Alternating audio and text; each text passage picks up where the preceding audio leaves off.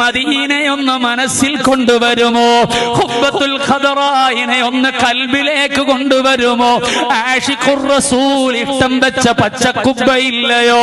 വാഹല്ലിൽ ഖുബ്ബത്തിൽ ഖദറായി എന്ന് സന്തോഷപൂർവ്വം പാടി പറഞ്ഞ ആ കുബ്ബയില്ലയോ? ആ കുബ്ബയെ ഒന്ന് കൽബിൽ കൊണ്ടുവരുമോ? അത് ശിർക്കിന്റെ കൂടാരമല്ല. അങ്ങനെയാണ് മൗലവിമാർക്ക് തോന്നിയത്. അതുകൊണ്ടാണ് അവർ പൊളിച്ചു കളയുമെന്ന് പറഞ്ഞത്. അവരുടെ കൽബിൽ തരിമ്പും മുത്തുനബിയോട് മഹബത്തില്ല. സ്നേഹത്തിന്റെ ലോകം അവർക്കറിയില്ല, മദഹിന്റെ ലോകം അവർക്കറിയില്ല, ഇഷ്കിന്റെ ലോകം അവർക്കറിയില്ല, മഹബത്തിന്റെ ലോകം അവർക്കറിയില്ല.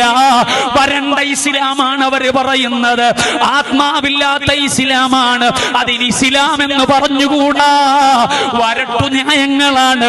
ഞാൻ അതിലേക്ക് പോകുന്നില്ല. അതുകൊണ്ട് അവർക്ക് മദീന ഒരു ആസ്വാദനമല്ല, മദീന ഒരു ഹരമല്ല, പച്ചക്കുബ്ബയൊരു സന്തോഷമല്ല, ഹുജറത്തു ശരീഫ ഒരു ആസ്വാദനമല്ല. ഇമാമിങ്ങൾക്കോ മുഹിബ്ബുകൾക്കോ ആശിഖീങ്ങൾക്കോ മാദിഹീങ്ങൾക്കോ അത് ഹൃദയത്തിന്റെ വസന്തമാണ്, ആത്മാവിന്റെ തുടിപ്പാണ്, ജീവന്റെ നിലനിൽപ്പാണ്. എല്ലാം അവിടെയാണ്.